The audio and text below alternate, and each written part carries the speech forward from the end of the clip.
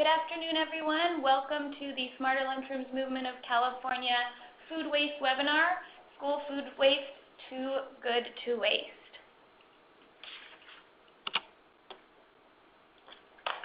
My name is Marianne Mills, and I am with the UC CalFresh Nutrition Education Program. I'm the Smarter Lunchrooms Movement Program Manager, and I will be providing a brief introduction to the webinar and some background on school food waste, as well as a quick overview of policies that impact school food waste. So just very quickly before we jump into the actual content, I wanted to go over our webinar guidelines. You will notice that you are all currently muted during the presentation, so if you do have questions, please feel free to type them into the chat box, and we'll make sure to answer them at the end of the presentation. And also, just for your reference, this webinar will be recorded, and it will be posted to the TAPS resource page. For those of you who are unfamiliar with that, an email will also be sent out to anyone who registered with a link to the recording, as well as a link to the PowerPoint slides. So a quick overview of our agenda. As I said, I will be providing an introduction and background to school food waste, and then Christopher Wong from Food Finders will be sharing some best practices in school food recovery. And lastly, Candace Sines from Dairy Council will be providing an overview of resources for food waste prevention, as well as a closing. So quickly, just to go over our webinar, our hope is that at the end of this webinar, participants will understand legislation that allows schools to recover food, be able to identify school food recovery methods, and be able to share best practices on school food recovery and food waste reduction in school settings. So let's start off with a quick poll. We want to get a feel for who all is in the audience today. So this question is, which of the following organizations are you from? School, SNAP-Ed State Implementing Agency as an SIA, SNAP-Ed Local Implementing Agency, LIA, community partner like Dairy Council or other community partners, or other. And if you're from a different location, please type that into the chat box and go ahead and answer the poll. So select whichever organization you're from.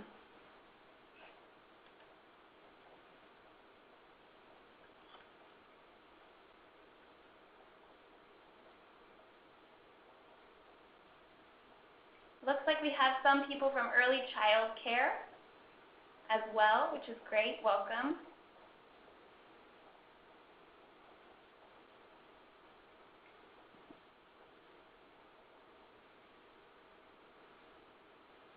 Just give a couple more seconds to enter your information. Oh, we have someone from a County Department of Waste Resources. Great. And also someone from industry. Wonderful. All right, I'm going to go ahead and close the poll. But as you can see, it looks like we have majority schools participating today, a few state implementing agencies, some local implementing agencies, and then a few community partners. And as I listed, we have also some other people, organizations. We have some food banks, Fontana Expanded Learning Program. So a lot of different people at the table today, which is great. So before we dive into food waste, I wanted to just give a quick overview of the National School Lunch Program, because when we talk about food waste, this is primarily where we're talking about the school lunchroom. So just a quick overview. Every day, the National School Lunch Program serves over 30 million students in about 100,000 schools, and that's about 4.9 billion meals per year. So when we think about school food, there's a lot of opportunity both for waste and for us looking at reduction strategies. And just as a reminder, I'm sure we all know this, but I think it's helpful to remember that not only does the National School Lunch Program feed students, it really helps and benefits students in a broader sense. So it can help reduce food insecurity, it can improve dietary intake, it can positively impact health and obesity rates, and it can lead to a better learning environment. And this is all research from the Food Resource Action Center. So let's talk about food waste. So when we think about food waste in the school environment, let's look at it as a whole. So in the U.S., approximately 63 million tons of food is wasted every year, and that's about 40% of the food that is produced in America. When we think about schools, we fall into this 40% category that's circled in red. So that's about schools contribute to that 25 million tons of food wasted at the consumer-facing business level. And if we break that down even further, we can see that schools fall into that institutional food service area, which contributes to about 5 million tons of food wasted every year. Now, when we look at statistics for food waste in school settings, we really only have estimates, but according to the USDA, approximately 31% of school food is wasted, which equals about 360,000 tons of food annually and can lead to $1.2 billion in loss of revenue. So this is a pretty big problem, and it's exciting to see that you're all here at the table to try to address it. Now, some of you have probably seen this before. This is the food recovery hierarchy from the EPA, and it really focuses on the best strategies to reduce the impact of food waste in our food system. So obviously at the top we have source reduction. This is the most preferred way to reduce food waste, is to just produce less and use it more efficiently. And then the second, we have feeding hungry people, and then as we move down we see feeding animals, possible industrial uses, composting, and least preferred we have landfill or incineration. And so when we talk about school food waste, we're really focusing on feeding hungry people. It's possible that we could use it in all of these different areas of the hierarchy, but today we'll primarily be talking about feeding hungry people and food rescue. So specifically, when we think about food recovery in schools and feeding hungry people, primarily we're talking about things like shared tables for students and also donations to nonprofit food distribution sites. So let's take another poll. So the question is, what strategies are you currently using to reduce food waste in your school or the schools with which you work? And you can choose more than one. So our options are shared tables, food donation to food banks or other food distribution sites, smarter lunchrooms movement techniques like creative naming or recess before lunch, nutrition education, or other. And if you have an other, please type that into the chat box. And then the last one is, I'm not currently implementing any food waste reduction strategies. So go ahead and answer. Again, you can select more than one. And if you select other, please type into the chat box.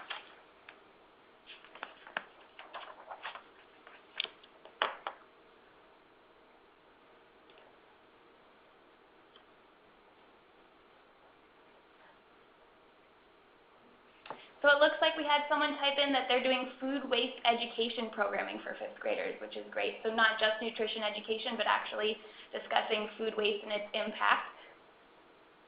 Staff training, how to waste less. Great. So during preparation in the school cafeteria is wonderful. Working with student groups to inform peers, absolutely. Great. Lunch plate observations and present data to school food. So I'm going to go ahead and close this poll. We also have composting. That's a great one. That was also included in our food hierarchy. I'm going to close the poll so you can see the results. So it looks like share tables are at the very top with nearly 60%, which is pretty impressive. Then we have food donation at 19%, which is honestly higher than I thought it would be. A great number of you are doing smarter lunchrooms movement and nutrition education, and a lot of you have listed that there are other strategies that you're utilizing as well. And then about 70% say that you're currently not implementing. And hopefully after today's webinar, that might change for you, or you might feel more empowered and inclined to try out some of the strategies that we discussed. So as I mentioned, I just wanted to give a quick overview of the legislation that currently affects school waste and really supports school waste reduction. So we're going to talk about 3 different bills, and they're all listed on the slide, and I'm going to just give a quick debrief about each of them. So AB 1219, which is also known as the California Good Samaritan Food Donation Act, it's very wordy. It's actually an expansion of the federal Bill Emerson Good Samaritan Food Donation Act. And that federal bill provides legal protections to schools and restaurants to donate food. So essentially, that there is no liability for schools or restaurants to donate food if it's in good faith. And what that basically means is that schools or restaurants are donating food for the betterment of the community, and there are definitely explicit protections that are associated with that. So food that is donated to a nonprofit must be donated for free, and that it be donated directly to a charitable organization. So California law actually expands on that, and it adds that there is no civil liability for donors of food that is considered fit for human consumption, regardless of compliance with food labeling and packaging laws and storage or handling by the recipient. So it essentially says that California schools can donate food without any liability. So if that's something that you hear your partners or the schools that you work in, if that's a concern that they have, they're protected under this bill. So the next bill I wanted to talk about is actually quite new. It's called SB 557, and it focuses on food donations and pupil meals specifically in schools. And so this was signed in 2017 in September by Governor Jerry Brown, and it basically makes it easier for schools to donate food and to offer share tables in schools. So what it really says is that local educational agencies or schools may either provide share tables where food service staff, pupils, and faculty may return appropriate food items, and I'll talk about what appropriate is in just a second, and make those appropriate food items available to pupils during the course of a regular school meal time. So it allows this provision for share tables. And then in addition, it specifically allows the food that is placed on those share tables that is not taken by a pupil during the course of a regular school meal time to be donated to a food bank or any other nonprofit charitable organization. Of course, there are stipulations and regulations that are associated with it. So what exactly can be donated or shared? So any room temperature items that are either packaged and the packaging is still intact and in good condition can be donated, and any whole, uncut produce that is ready to be served again after cleaning. So that can include things like apples or bananas or oranges. So then when we look at hot or cold items, this table really can help give us a little bit of more guidance. So if we're looking at cold foods, we want to keep them in that safe temperature zone, which is 41 degrees Fahrenheit or lower. But according to the law, it can be outside of that safe temperature zone for up to 2 hours, as long as it's kept below 60 degrees Fahrenheit. If you look at that far right column, it kind of gives some tips on ways to control temperature so that you can donate something like milk or other cold food items that need to be kept cold to a food bank or to put it on your share table. Now when we look at hot food, we're talking about the safe temperature zone being about 135 degrees or higher, but again, it's allowable to be outside of that time zone for up to 2 hours. Suggestion for that is to set up separate area for hot items on the share table. And then as I mentioned with room temperature items, there is no safe temperature zone and there's no allowable time. So there's no temperature concern there, and they're ready to be served again after either cleaning or ensuring that the packaging is still intact and in good condition. I noticed some of you are interested in having access to this page, and as I mentioned at the beginning, all of these slides are going to be available to people after the webinar, as well as the resource that this came from. This came from stopwaste.org. They have a lot of really great information on setting up share tables and utilizing resources to ensure that you're making food safe. Any other questions, I'll make sure to answer at the very end. So keep them coming and we'll answer them as we get to the very end of the webinar. So the last bill is AB 1826, which focuses on solid waste and organic waste. And it essentially requires businesses, and this includes schools, to recycle their organic waste depending on the amount they generate per week. So this is basically any business or school that produces up to 4 cubic yards of organic waste per week. So basically what that means is that if they produce more than 4 cubic yards per week, they're required to set up recycling or composting with those items. While this is a bill that doesn't directly impact feeding healthy or feeding hungry people, it is an additional incentive to reduce food waste in school settings. So that is it for me. Thank you so much for listening, and my contact information is listed on this slide. Again, any questions that you have, type them into the chat box, and we'll make sure to answer them at the end of the presentation. I'm going to turn it over to Christopher Wong from Food Finders to present on best practices.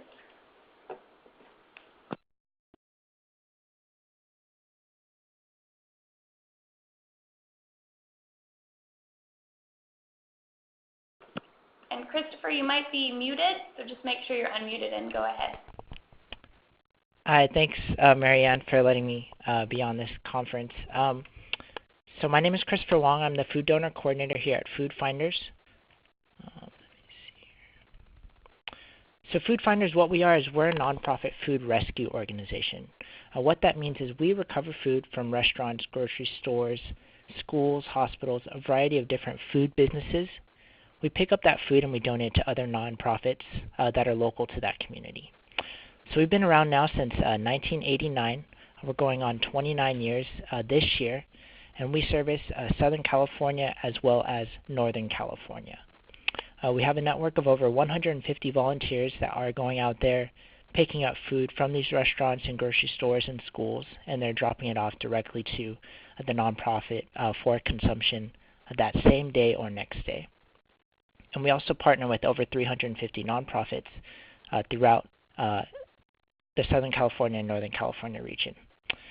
So in our time span now, we've recovered over 139 million pounds of food. Last year, we recovered over 9 million, and this year we're on pace to recover 10 million pounds of food. So some of the partnerships that we have currently, one of the biggest school food distributors that we partner with is Gold Star. What they do is they're donating a lot of the surplus product that they have from their main facility in Ontario. So we have a partner out there that's going out there weekly to pick up pallets of product that are just going to be going bad soon, and so they want to donate that product before it ends up in the landfill. We also partner with the LA County Department of Public Health. They're one of our big proponents of encouraging businesses to donate their food. A couple months ago, I was actually down at their training with their health inspectors, where they were educating them and training them on how to get businesses to donate. The next partner that we work with is Republic Services. Down here in LA City, specifically, there's a new waste law that requires businesses to start donating food. So with Republic Services, they've been going out to a lot of their businesses that they work with currently and are encouraging their businesses to donate and finding new ways to divert some of that food from the landfill. And then lastly, we're part of a coalition called Waste Not OC. What they are is it's a partner of a group of partners that work together to eliminate and reduce food from the landfills and further implement it and make sure it goes to other nonprofits that are able to utilize that food, whether it's food pantries or places that are producing hot meals. So this is a list of some of the partners that we do work with within the schools and districts. We have, as you can see, Anaheim Elementary. We're picking up from all 20 plus elementary schools that they have in their district. We're picking up from 22 Long Beach Unified Schools. We pick up from the Anaheim Union Central Kitchen, ABC Unified Central Kitchen. We're picking up from Fullerton Unified School District Central Kitchen, as well as a couple schools in Los Alamitos. And Manhattan Beach, we're picking up from one school, amongst other schools that we're recovering from. So on a weekly basis, we are picking up from 56 schools and central kitchens. That means we're picking up Monday through Friday, whether it's an everyday pickup once a week or a couple times a week. We also pick up from 68 schools and central kitchens on an on-call basis. This means that when a school notifies us to come on a specific day and time, we'll be there to pick up that food, whether it's extra food that they have from the cafeteria, or they're doing a special event, or they have extra food from the central kitchen that they weren't able to utilize before the expiration date, or it's going to expire sooner before they're able to utilize it.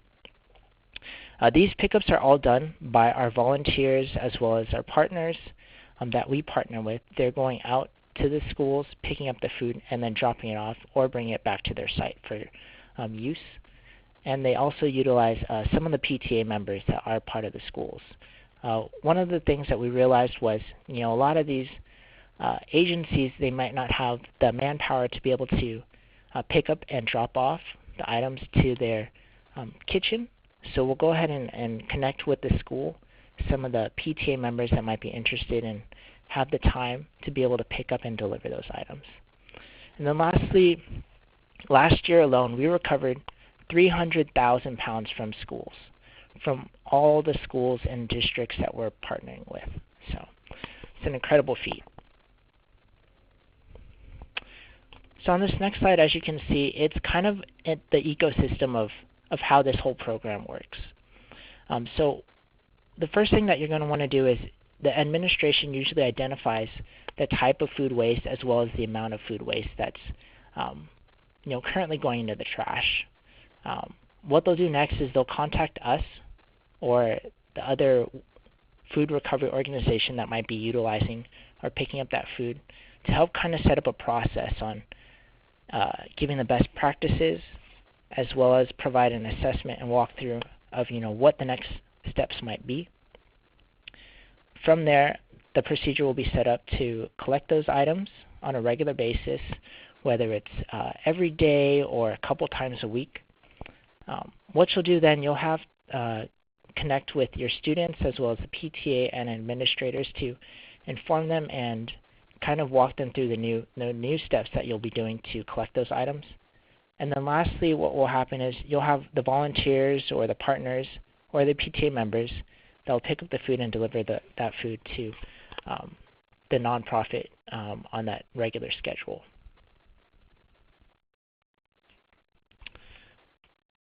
So this next slide, it's how to organize a share table. So kind of what we've seen across the board is a lot of different districts have different encouragements on share tables. Some are more encouraging than others. And so it really varies by district on kind of the stipulations of that program. But the USDA does encourage and improve share tables across the board. So the main number one point you'll want to do is decide what you want to allow on share tables. A lot of the districts, they start with the milks and the juices and the fruits and the veggies. What you want to do is figure out where those items are going to go, whether you're keeping them in the cafeteria or near the lunch tables. That way they're in the shade away from the sun. And then you'll want to find coolers and ice sheets to keep those items cold if you're going to be collecting cold items. And then you could also do some hot food, but making sure that that stays out of the sun and in the shade as well. Then you'll want to go ahead and make sure that each of the students and the faculty know the new procedures on how to collect those items and what items you'll be collecting. And then during that lunch period, you'll want to make sure that someone's there to watch over and make sure that they're putting the right items onto the table or cooler that would be allowed. And then nextly, you'll have students that are able to go back and pick up extra items that they want to consume in case they are still hungry or maybe they didn't pack enough for that day. And then whatever items are left over can be donated to the local nonprofit that could be utilized for their clients. And then the last thing you'll want to do is make sure you clean those coolers before the next day. And so kind of share tables, what they are, kind of as Mary Ann pointed out, were an opportunity for students to be able to utilize and consume extra food maybe that they weren't able to eat the first time around.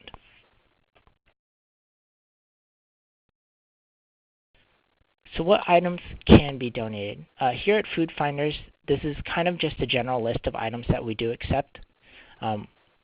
You're looking at bulk items from the cafeteria, whether it's bakery items, dairy items, dry items, frozen items, and produce. A lot of the times what we're getting from dairy items is the milks and the yogurts that maybe haven't been opened. The dry items, it could be number 10 cans. Frozen items, it could be the bulk frozen foods that haven't been cooked yet. And produce, it could be anywhere from the bulk items to the smaller packages. Hot food items could be anything that's been unserved. So you could be talking about the hamburgers, from mac and cheese to vegetables. What a lot of my schools do is they go ahead and just have aluminum steam trays, disposables on hand. They'll go ahead and just package that food up and then wrap it in foil. And then whenever we come by to pick up, we'll just pick up those items along with the hot food. And then lastly, the individual items that are already given out to the students. It could be anywhere from the bakery items, the milks and yogurts, the packaged fruits and veggies, as well as the whole food, whole fruits and veggies, and then the packaged snacks as well. So this is kind of a breakdown of 3 of the different districts that we currently partner with. As you can see, Anaheim Elementary School District, Fullerton, and Long Beach Unified. With Anaheim Elementary, what they're doing specifically is they've kind of mandated across the board that each school site needs to participate in a food recovery program. That means we're there either a couple times a week, once a week, or every other day, picking up from the cafeteria. They have 2 coolers that they've set aside, one for fruits and veggies and then another for milks. And so they're all labeled, and they have ice sheets inside to keep those items cold.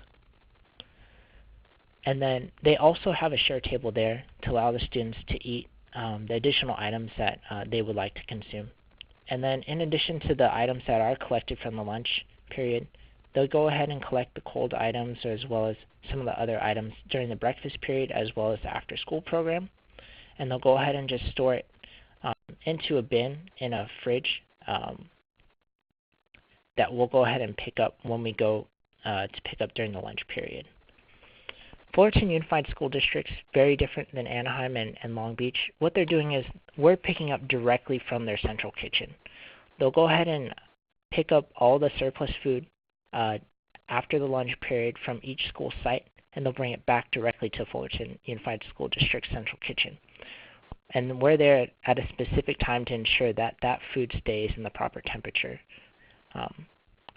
And then lastly, Long Beach Unified. They don't have a mandated program. What they do is they kind of just encourage across the board for each school to donate, and it's up to the school to decide if they want to do that. And so they go through a process of where if they are interested in starting a program, Nutrition Services will send a representative out to walk the interested party through the procedure on how to set up a program and making sure that they know the proper handlings of the food.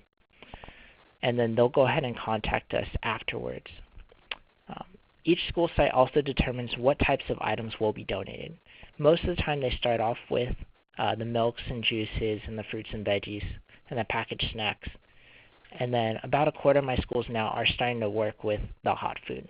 So they are doing the packaging the hot food with the aluminum steam trays and then foil wrapping them and having us pick up when we go after the lunch period.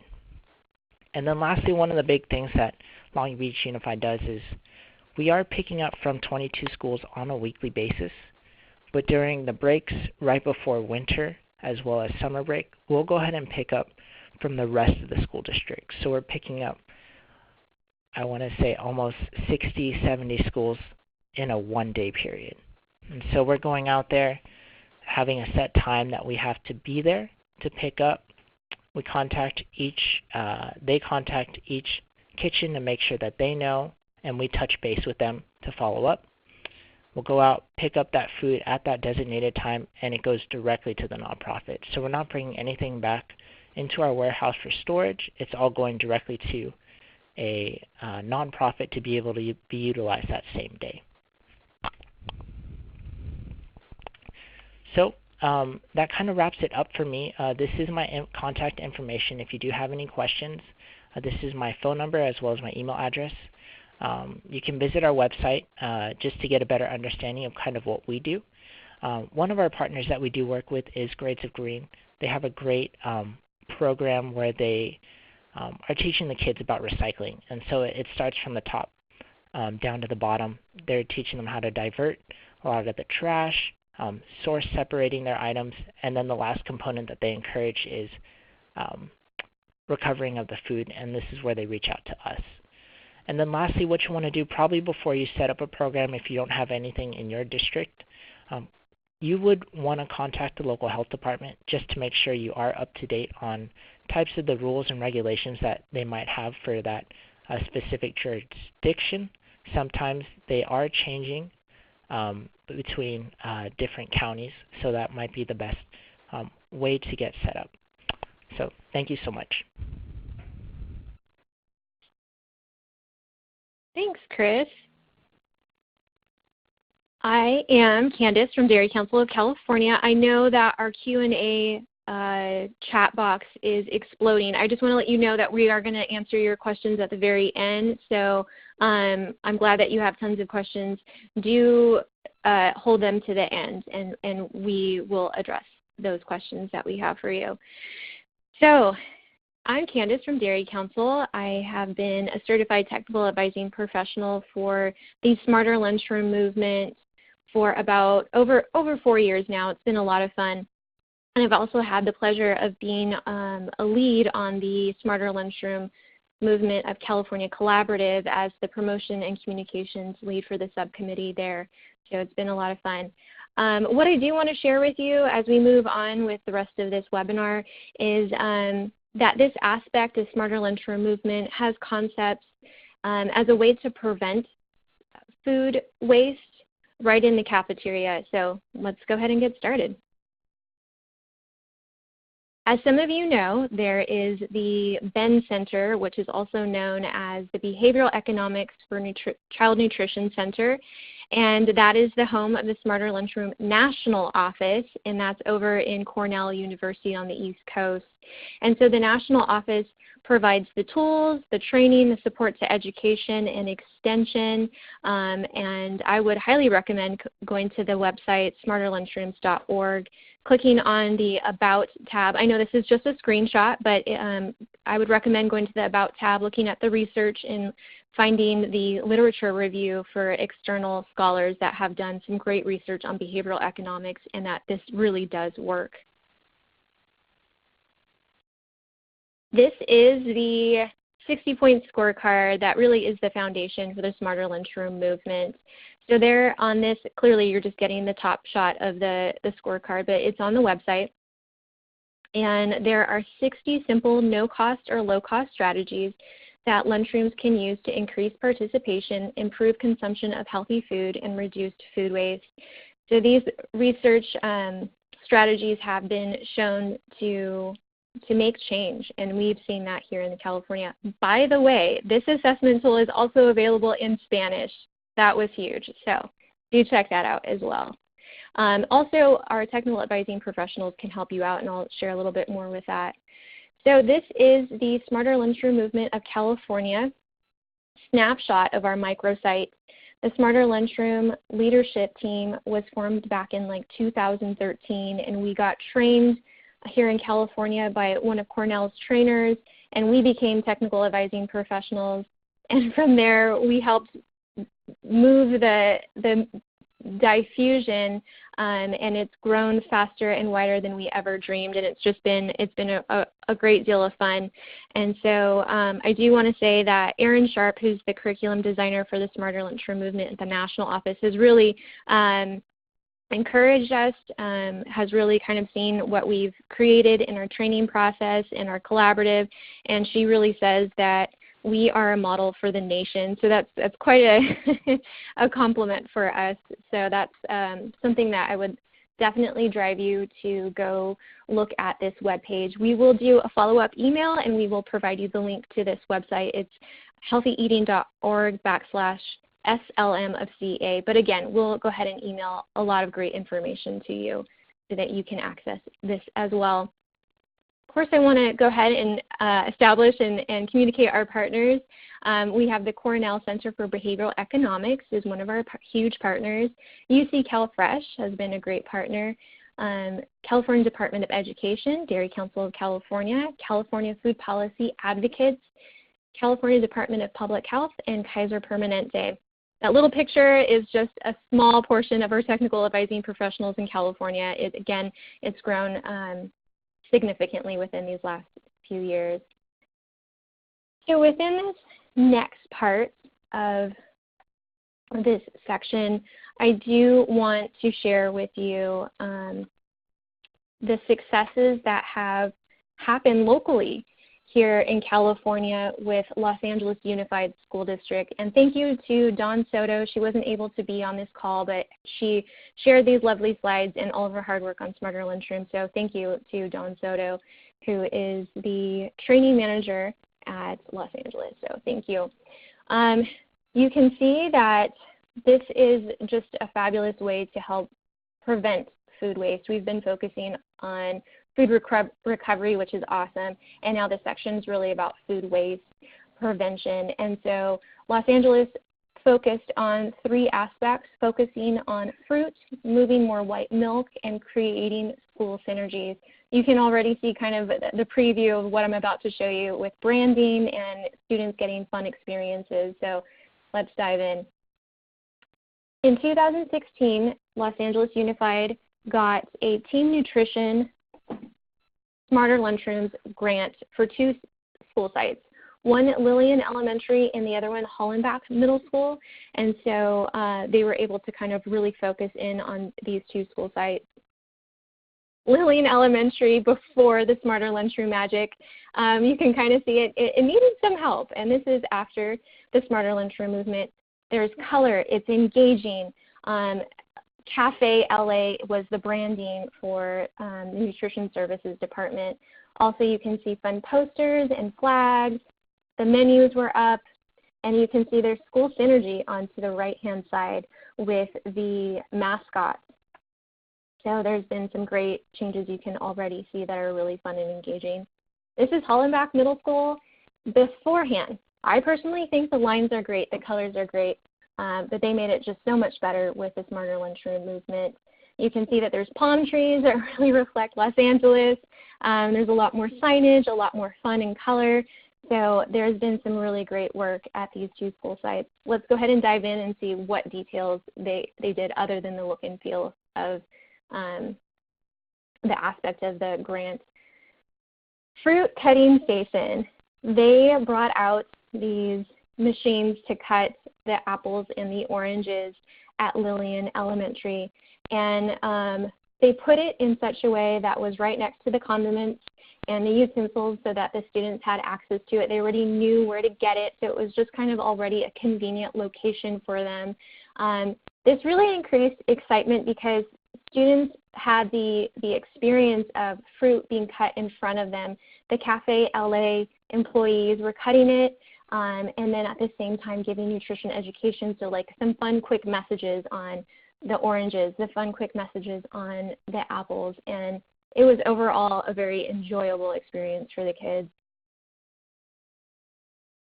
You can see by just cutting the fruit, there was a significant change. So before the plate waste, there was about 22 pounds of oranges being thrown out, 52 pounds of apples. I know it breaks all of our hearts to hear that, and I know you've seen it probably in the school sites as well.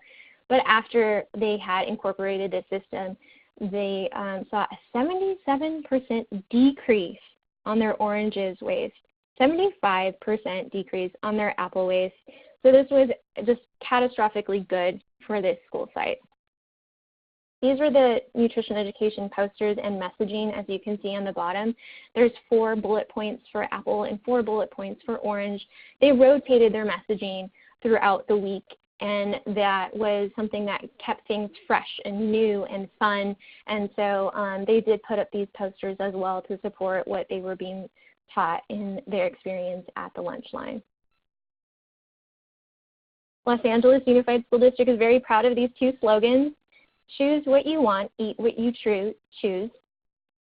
Taste, don't waste slogans.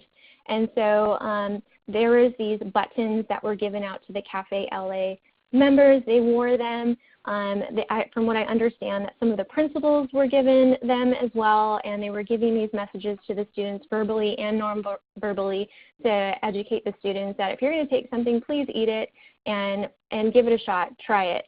So it was done in a really positive way, which is also great customer service as well. Dawn was really kind, and she gave us the low-cost, no-cost ideas of what she used. She said that she got the fruit sectionizer for about $300 a couple of years back. She already had that, but she dug up that information and gave it to us very generously. The durable plastic table toppers were about $54, and the insulation from the company, they actually gave them a great deal, so that wasn't that big of a deal. So those are the low-cost ideas. Here's the no-cost resources. I will say, I know I work from Dairy Council. I did not pay her to do this. She often mentions the technical advising professionals from Dairy Council of California. Morgan Carey and Ashley Barbie have been just at her right hand for resources and creativity and help. She often says that there's a lot of barriers sometimes in, making sure that it's safe and healthy, and certain things can't be put up on certain places, and so Morgan and Ashley were constantly giving her creative ideas of what she can do, because sometimes there's certain things you can't change within the school environment, and so technical advising professionals are there to help you with those creative ideas. I know it looks weird that the fruit sectionizers in both the previous slide as well as this slide, the reason why she put it on the no cost is because this school year and last school year, it's already been something that she purchased a while back. So she took it out of storage, cleaned it down, and we're able to use it at full maximum, which is so awesome. The in-house design and printing of the menu signage was no cost, and she got her salary paid employees to do the plate waste study, which is great. She also did in-stock sign holders, and she keeps on talking about her PA system. That's free advertising, whether it's ASB students doing it themselves or the principal or the teachers doing quick announcements on what's being served on the line is going to increase excitement. And the cafeteria managers went into the classroom and educated them on the reimbursable meal. I know it's tiny, but on the right-hand side you can see that there's some images, and those were the images that they were teaching them on reimbursable meals. So that was something that was really helpful for them. One other component, there is a new mascot in LAUSD. It's Cafe LA, because this mascot is a ray of sunshine, because it's really always quite sunny down here. And this mascot goes to visit the school sites. I know some of you have sent me awesome pictures of fruit and vegetable costumes, of milk carton costumes, and it really does do something about school synergy and creates excitement. So I would encourage you to do that as well. I also want to say that there's so many other school districts other than LAUSD, Northern California, Central, Southern California, all the way to San Diego. There is so many school districts that are doing really creative, fun things to help nudge students to make the healthy choices. And I also want to say that I would reach out to April McHill from Plumas Lake. She is very passionate about Smarter Lunchroom. There are so many school districts, but also Anaheim and beyond have taken this without any grant funding and have really made some great changes. I'm going to go ahead and transition over to nutrition education. I know many of you are doing nutrition education based upon the poll that was at the beginning of our hour. I do want to, continue supporting and educating the community about the resources that are out there. It's not just about healthyeating.org, which we, of course, do have resources. We do also have resources from Team Nutrition and UC CalFresh. I know that CDE, California Department of Education, has a great list of nutrition education resources, but this is also one of the great ways that we can help prevent food waste when students are learning about the food, the benefits of it, and the quality of it here in California is just, it's better than the nation. We really do have the best agriculture here. I want to go ahead and also let you know that you can stay connected with Smarter Lunchroom of California on Twitter, off of our website. This is our email address that I actually check on a weekly basis, and after this webinar I'll be checking it probably daily for a while so that you can be connected to us, as well as our subscription to the Smarter Lunchroom of California monthly nudge newsletter. That comes out monthly. I would highly recommend that you check that out because there are best practices and before and after pictures off of that monthly publication. And then I will go ahead and pass it over to Mary Ann and Chris and to all of the folks who have tons of passionate questions regarding what's been said today. Great. Thanks so much, Candace and Christopher, for your amazing presentations. We have a lot of questions, so we'll do our best to get through all of them.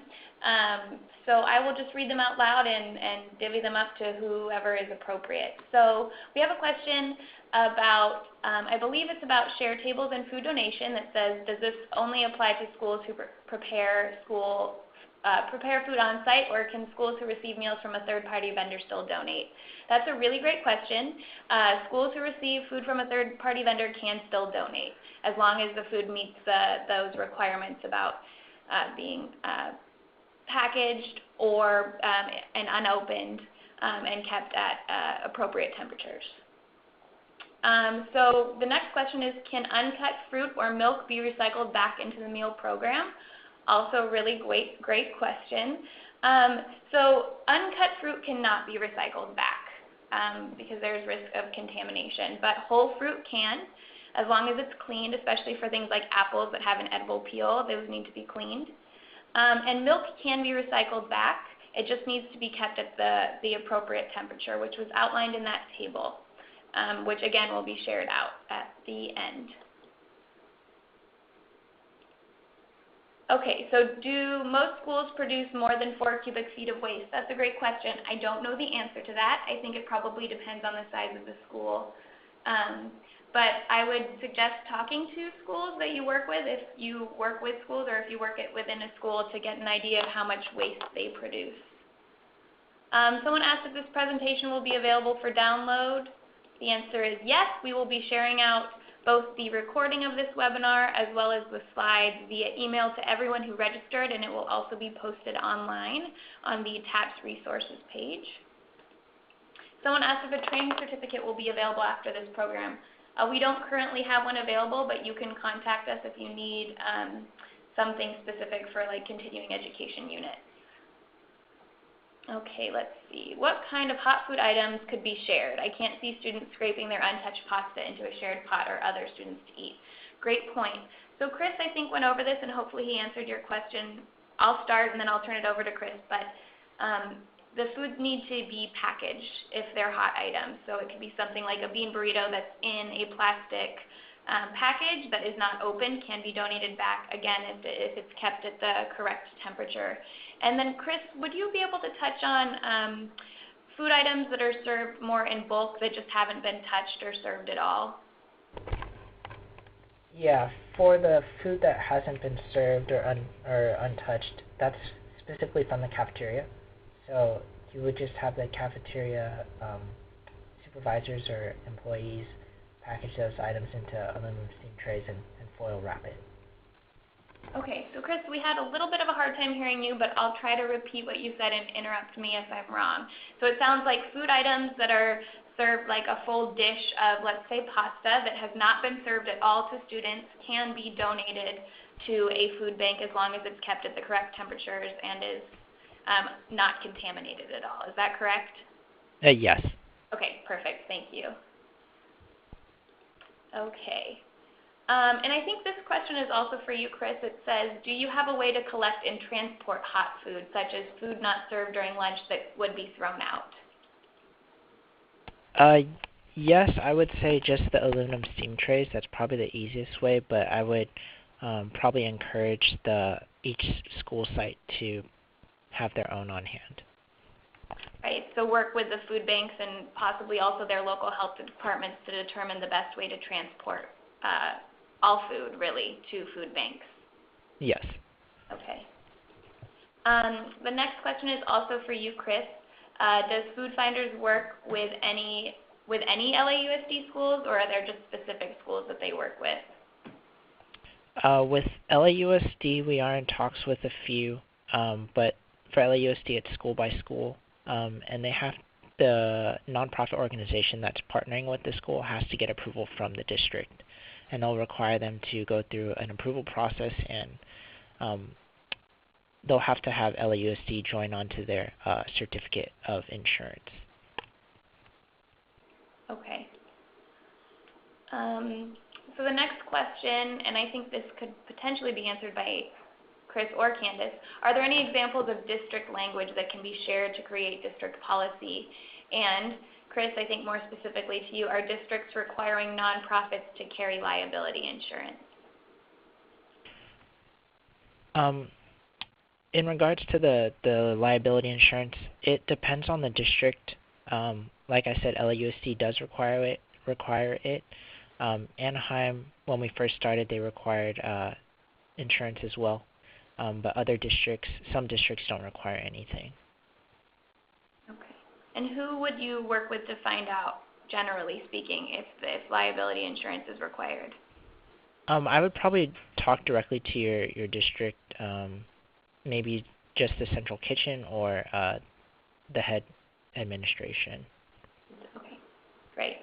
Are you aware of any district language that can be shared to create or to be included in district wellness policy around food waste and food donation and share tables? We have some documents, but it's really up to the district to figure out, what type of language it is that they want to implement.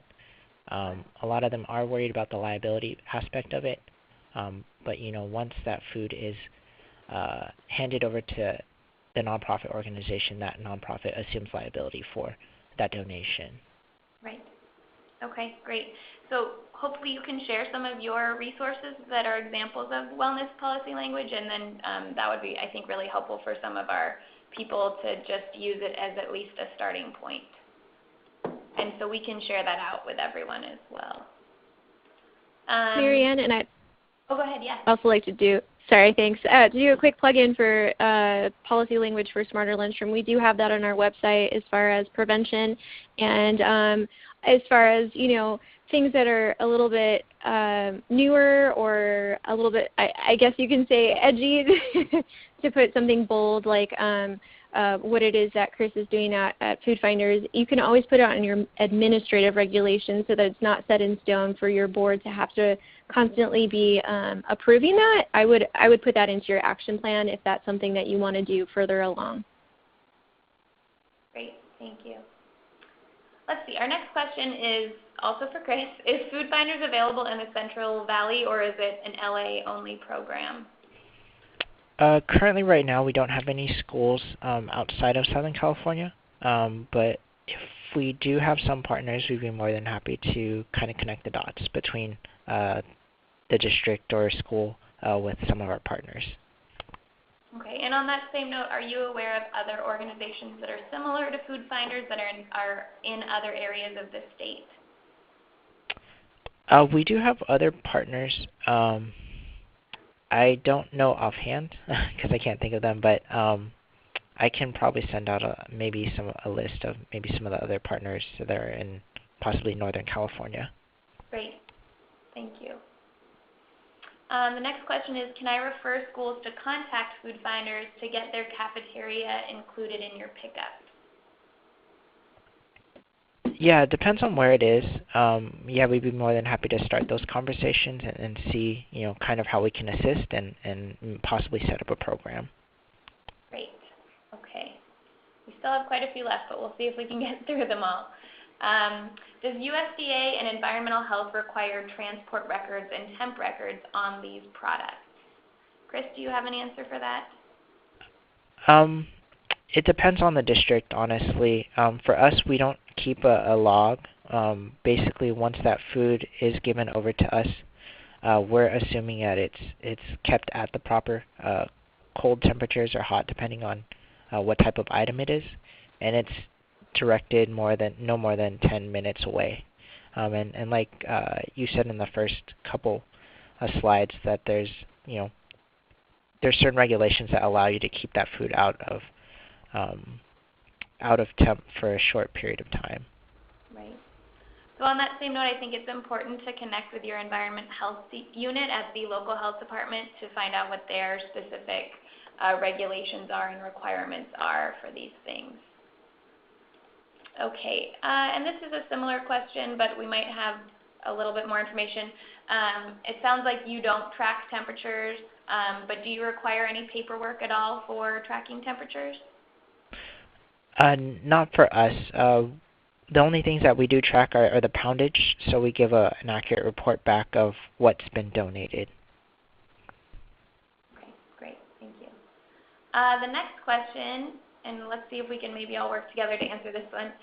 Maybe donate food after school to families. And Chris, I'm unsure if you have an answer.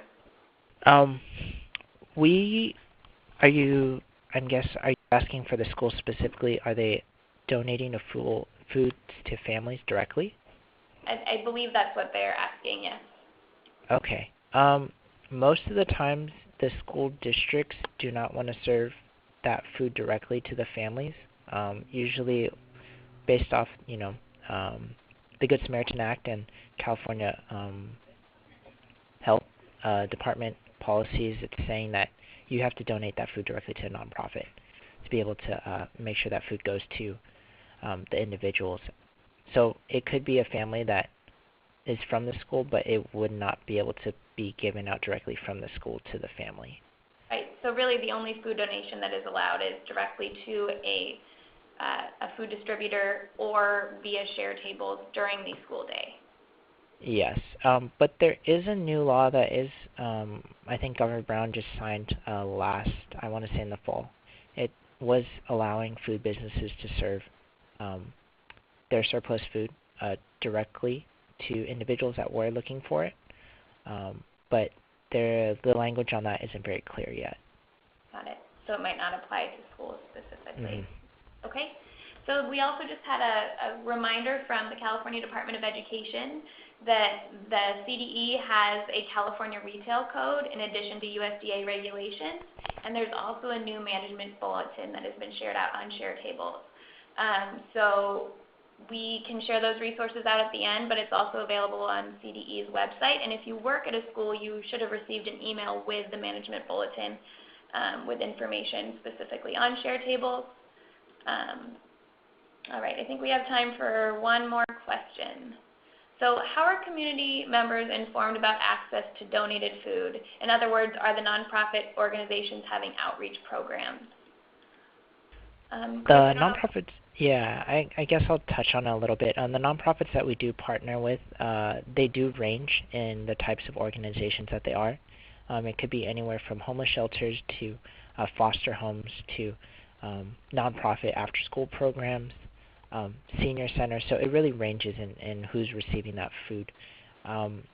Each nonprofit kind of has a budget, and they do have outreach programs that they do, and they try to stay within their guidelines, and they do reach other individuals that may be looking for that food. So I would say the access to the food is available to them. It's kind of just finding ways for them to connect the dots to the partners. Right, okay, that makes sense. Okay, unfortunately we weren't able to get through all of the questions, but in our email we will include answers to the additional questions that were left. So keep your eyes peeled for that. We'll also include a copy of the recording and the slides as mentioned, and a lot of different links to resources to kind of help support your work in school food waste reduction and food recovery. So thank you all so much for attending today, and have a great afternoon. Thank you.